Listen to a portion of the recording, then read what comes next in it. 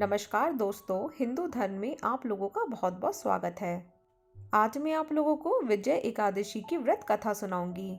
धर्मराज युधिष्ठिर से बोले, हे जनार्दन, आपने माघ के शुक्ल पक्ष की जया एकादशी का अनंत सुंदर वर्णन करते हुए सुनाया। अब आप फाल्गुन मास के कृष्ण पक्ष की एकादशी का क्या नाम है तथा इसकी क्या विधि है, कृपा करके आप मुझे बताइए। श्री भगवान बोले, हे राजन, फाल्गुन मास के कृष्ण पक्ष की एकादशी का नाम विजय एकादशी है। इसके व्रत के प्रभाव से मनुष्य को विजय प्राप्त होती है। यह सब व्रतों से उत्तम व्रत है। इस विजय एकादशी के महात्म के श्रवण व पठन से समस्त पाप नाश को प्राप्त हो जाते हैं। भयंकर शत्रुओं से आप जब घिरे हों और पराजय सामने खड़ी हो, उस विकट स्थिति में विजय नामक एकादशी आपको विजय दिलाने की क्षमता रखती है। एक समय देवर्षि नारद जी ने जगत पिता ब्रह्मा जी से कहा, महाराज, आप मुझे फाल्गुन मास के कृष्ण पक्ष की एकादशी विधान को कहिए। ब्रह्मा जी कहने लगे, हे नारद, विजय एकादशी का व्रत पुराने तथा नए पापों को नाश करने वाला है। इस विजय एकादशी की विधि मैंने आज तक किसी को भी नहीं कही। यह समस्त मनुष्य को विजय प्रदान करती है। त्रेता युग में मर्यादा पुरुषोत्तम श्री रामचंद्र जी, जो विष्णु के अंश अवतार थे, जब उनको 14 वर्ष का वनवास हो गया था, तब श्री लक्ष्मण तथा सीता जी सहित पंचवटी में निवास करने लगे। वहां पर दुष्ट रावण ने जब सीता जी का हरण किया, तब इस समाचार से श्री रामचंद्र जी तथा लक्ष्मण अत्यंत व्याकुल हुए और सीता जी की खोज में चल दिए। घूमते घूमते जब वे मरणासन जटायु के पास पहुंचे, तो जटायु उन्हें सीता जी का वृतांत सुनाकर स्वर्गलोक चला गया। कुछ आगे जाकर उनकी सुग्रीव से मित्रता हुई और बाली का वध किया। हनुमान जी ने लंका में जाकर सीता जी का पता लगाया और उनसे श्री रामचंद्र जी और सुग्रीव की मित्रता का वर्णन किया। वहां से लौटकर हनुमान जी ने भगवान राम के पास आकर सब समाचार कहे। श्री रामचंद्र जी ने वानर सेना सहित सुग्रीव की संपत्ति से लंका को प्रस्थान किया। जब श्री रामचंद्र जी समुद्र के किनारे पहुंचे, तब उन्होंने मगरमच्छ आदि से युक्त उस अगाध समुद्र को देखकर लक्ष्मण जी से कहा कि इस समुद्र को हम इस प्रकार से पार करेंगे।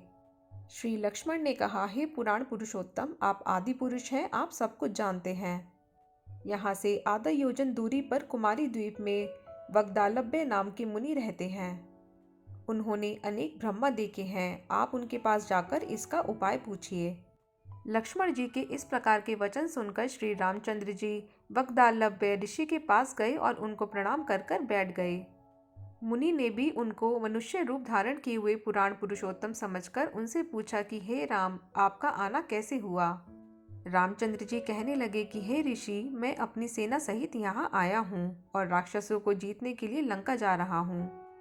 आप कृपा करके समुद्र पार करने का कोई उपाय बतलाइए, मैं इसी कारण आपके पास आया हूँ।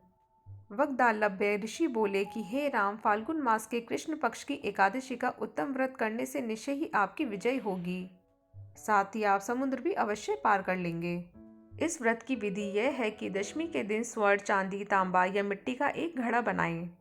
उस घड़े को जल से भरकर तथा 5 पल्लव रख वेदिका पर स्थापित करें। उस घड़ी के नीचे सतंजा और ऊपर जौ रखें। उस पर श्री नारायण भगवान की स्वर्ण की मूर्ति स्थापित करें।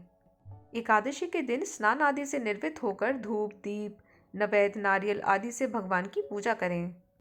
तत्पश्चात घड़ी के सामने बैठकर दिन व्यतीत करें और रात्रि को भी उसी प्रकार बैठे रहकर जागरण करें। द्वादशी के दिन नित्य नियम से निर्वृत्त होकर उस घड़े को ब्राह्मण को दे दें। हे राम, यदि तुम इस व्रत को सेनापतियों सहित करोगे तो तुम्हारी विजय अवश्य होगी। श्री रामचंद्र जी ने ऋषि की कथा अनुसार इस व्रत को किया और इसके प्रभाव से दैत्यों पर विजय पाई। अतः हे राजन, जो कोई मनुष्य विधि पूर्वक इस व्रत को करेगा, दोनों लोकों में उसकी अवश्य विजय होगी।